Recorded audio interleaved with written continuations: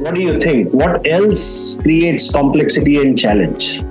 One thing that has changed recently is that the governing bodies actually have themselves invested in a lot of AI technologies or other technologies to catch non-compliances.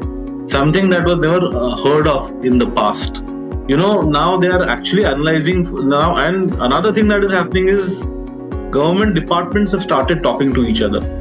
So we've had a case where the income tax department had sent a letter to one of my colleagues' company saying that in customs this is what is seen, but in the income tax return this was not there. So even SEBI, for that matter, is now actually having a huge investment in AI technologies where they are continuously tracking PANs and DMAT numbers to see what kind of trading is happening, if there's unusual trading that is happening by an insider, why it is happening, and so on and so forth.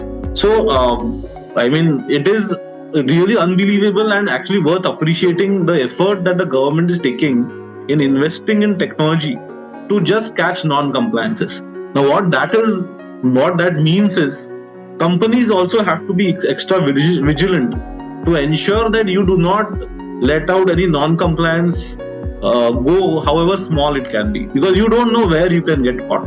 So it's always better to ensure that you are compliant in all way. Like I was in audit, to the best of your efforts, you have to ensure that you invest. And honestly, I have a different view against the investment point that was made up. What I've seen recently, even the promoter-run companies or for that at the MNCs, they are much more open to investing in technology to ensure that compliance is monitored properly than what they were, say, 10 or 20 years back. I am seeing now actually promoters are more concerned in terms of we should not get caught on the wrong foot. So let us invest if at all a small amount and start to see where we can have some system in place to ensure that to track compliances. Another part which I think Shireen also touched upon is the independent director part.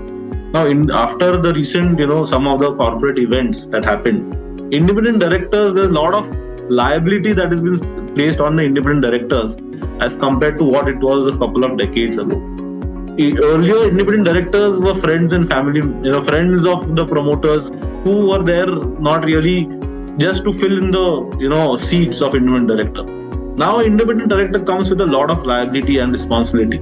Also, there's a very structured process to be an independent director. Not everyone can become an independent director. Now, what that means is they come with obviously a lot of expectations from the company to ensure that their observations, their views, their expectation on compliance are met properly, even if that means that the company has to invest some amount in that. So that is another change, a positive change that has happened in the last, say, a decade or so, which is really positive for all the I'll say professionals in as a group.